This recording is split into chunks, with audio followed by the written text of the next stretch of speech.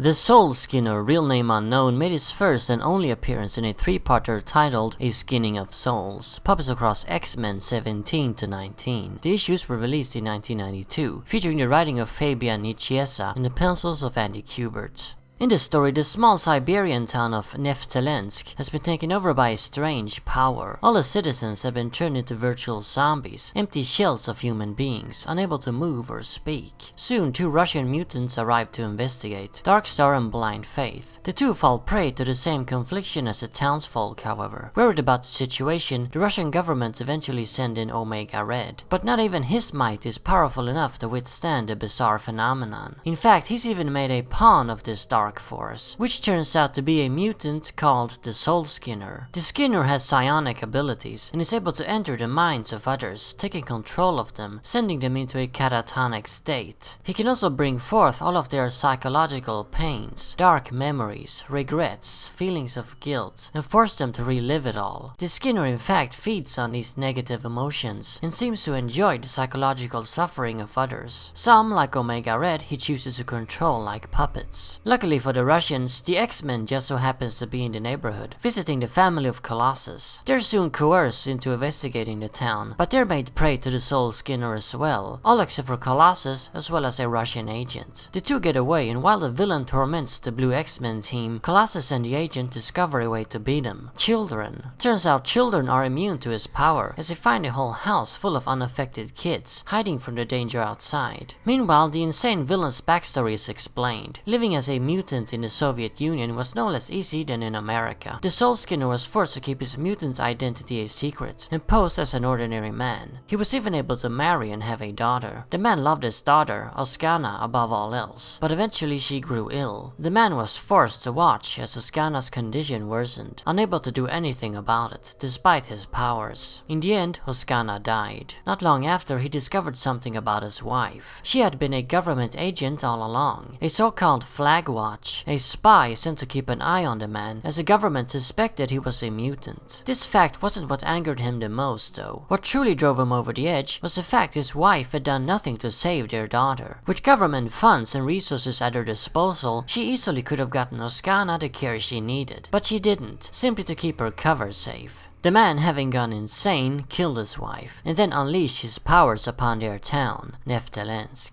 His goal now is to make others suffer as he does. There's nothing left for him to do but share his pain. In the end, the X-Men managed to defeat the Soul Skinner by linking his mind to one of the unaffected children. Powerless and beaten, the Russians then put an end to his misery with a bullet to the head. That's the last we ever saw of the character.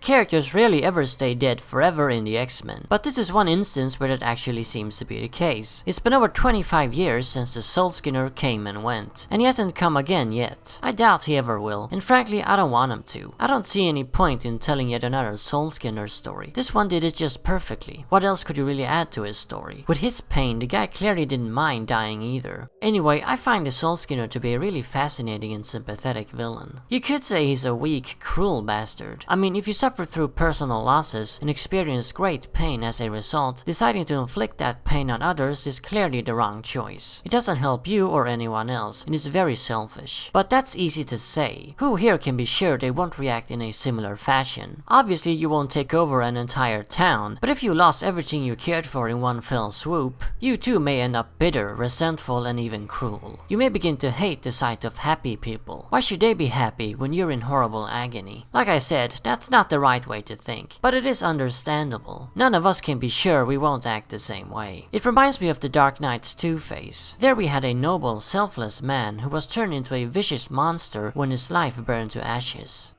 There's one aspect about Soul Skinner that confuses me a bit, and that's his physical appearance. In some panels he looks like a normal man, and in others like a ghoulish monster. This isn't quite explained, but I guess it's a power of his. One of those images is merely an illusion, cast by his mind-altering abilities. But which one is it? I suppose the likeliest answer would be the monster, as when he dies, the Soul Skinner has the appearance of a normal man. Wouldn't he revert back to his real self when dying? Which begs the question, why does he take on the guise of this ghoul? Is it his own self-image? Is that what he sees himself as now? Is it merely what he deserves to be now, a hideous monster? Some really interesting interpretations can be drawn from this. Anyway, let me know your theories down in the comments, as well as your general thoughts on the Soul Skinner. And as always, remember, Arkham Asylum awaits you in the next video.